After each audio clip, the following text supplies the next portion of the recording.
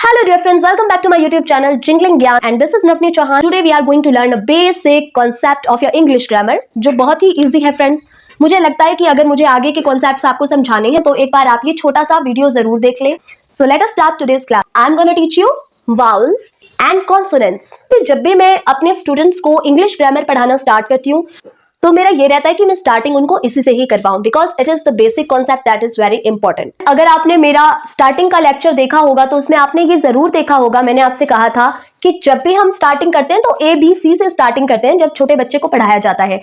ABC जिसको हम कहते हैं लेटर, ठीक है ना. जैसे आपके पास होता है A letter, B letter, C letter, तो हम इनको कह लेते हैं कैपिटल लेटर्स. फिर ये छोटे लेटर्स भी आपके पास होते हैं, इनको हम कहते हैं स्मॉल लेटर्स.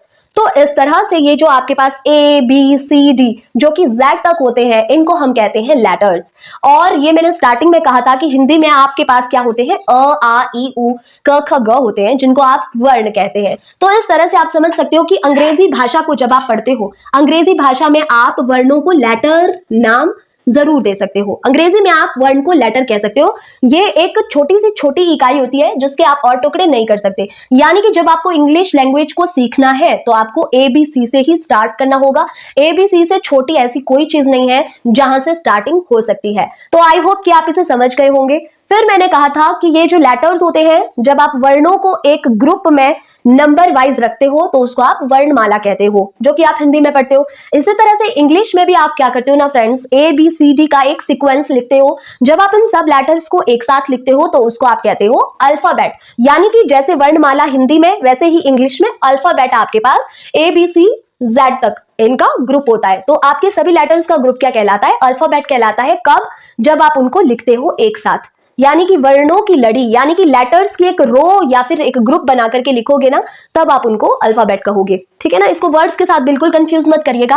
अल्फाबेट वैसा ही है जैसे वर्णमाला होती है. अब हम यहां से आगे प्रोसीड करते हैं. हिंदी में आपने समझा होगा कि जब आप वर्णमाला पढ़ते हो तो उसमें आपके पास वर्णों के प्रकार होते हैं फ्रेंड्स. इसी तरह से जब आप अल्फाबेट पढ़ते हो तो लेटर्स के भी टाइप्स होते हैं, ठीक है ना फ्रेंड्स. और लेटर्स के आप दो टाइप्स पढ़ते हो. जो लेटर्स का पहला टाइप होता है वो होता है वाउल. इसी तरह से जो लेटर्स का दूसरा टाइप होगा वो होगा कॉन्सोनेंट्स. आपने हिंदी में पढ़ा होगा कि आपके पास वर्णों को दो टाइप्स में डिवाइड किया जाता है जिसमें बेसिक जो दो टाइप्स होते हैं स्वर और व्यंजन होते हैं. बिल्कुल इसी तरह से आपके पास जो वाउल्स होते हैं वो स्वर कहलाते हैं फ्रेंड्स और जो कॉन्सोनेंट्स होते हैं वो व्यंजन कहलाते हैं. अच्छा, जब आप हिंदी पढ़ते हो ना फ्रेंड्स तो आप ये भी देखते हो कि स्वर वो वर्ण होते हैं जो बिना किसी की सहायता के बोले जाते हैं, ठीक है. लेकिन जो व्यंजन होते हैं वो हमेशा ही स्वरों की मदद से बोले जाते हैं. बिल्कुल इसी तरह से आपके पास जो अल्फाबेट में वाउल्स होते हैं ना फ्रेंड्स, ये स्वर होते हैं. इनको बोलने के लिए किसी की मदद नहीं चाहिए, तो इनके अपने बेसिक साउंड्स हैं. इसमें किसी और का साउंड इंक्लूड नहीं होता है.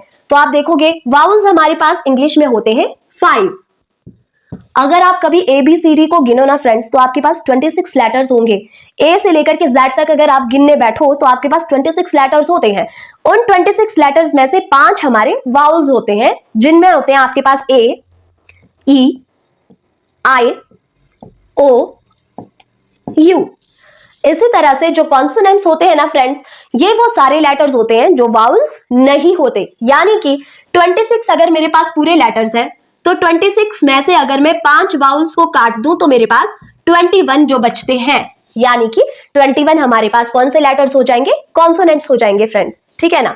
इन कॉन्सोनेंट्स में आएंगे जैसे आपका B हो गया क्योंकि A तो आपका वाउल है, फिर C आ जाएगा, D आ जाएगा, E आपका वाउल है, E नहीं होगा कॉन्सोनेंट, फिर F हो जाएगा, है ना. इस तरह से इन पांचों वाउल्स के अलावा जितने भी लेटर्स आपके पास होते हैं वो सारे कॉन्सोनेंट्स कहलाते हैं. इसमें से मैं Y की बात जरूर करना चाहूंगी. देखिए फ्रेंड्स, कई जगह ये देखा जाता है कि जो आपका Y होता है ना कि कई बार ये साउंड जो है ये वाउल का साउंड देना शुरू कर देता है, ठीक है ना. तो कई ऐसे वर्ड होंगे जहां पे Y आपको कॉन्सोनेंट का साउंड ना दे करके ये किसी वाउल का साउंड देगा, तो वहां पे ये एज अ वाउल एक्ट करता है. जहां पर इसका साउंड वाउल की तरह होगा वहां पे ये एज अ वाउल एक्ट करेगा. लेकिन अदरवाइज अगर इसका साउंड कॉन्सोनेंट वाला साउंड है या इसका बेसिक साउंड है तब ये कॉन्सोनेंट के जैसे ही रिएक्ट करेगा. जब भी आप वाउल्स और कॉन्सोनेंट्स को पढ़ते हो ना फ्रेंड्स, इसमें वाउल्स की जो आवाज होती है यानी कि जो उसकी ध्वनि होती है वो इंपॉर्टेंट होती है. जब भी आप इनको पढ़ो तो आप एक बार देख लो कि वाउल्स की अपनी साउंड्स कौन सी होती है. मैं इसके लिए आपके सामने लेक्चर लेके जरूर आऊंगी, तो आपने उस लेक्चर को एक बार देख लेना है क्योंकि ये बहुत इंपॉर्टेंट है ये छोटा सा कॉन्सेप्ट. लेकिन अगर आपने चेंज द नंबर पढ़ना हो, चेंज द जेंडर पढ़ना हो, आपने अगर आर्टिकल्स पढ़ने हो, उसके लिए ये बेहद जरूरी कॉन्सेप्ट है friends. So that's important. I hope कि आप इसे समझ गए होंगे. This all was enough for today. See you in the next video. Till then bye bye and have a great day. Bye.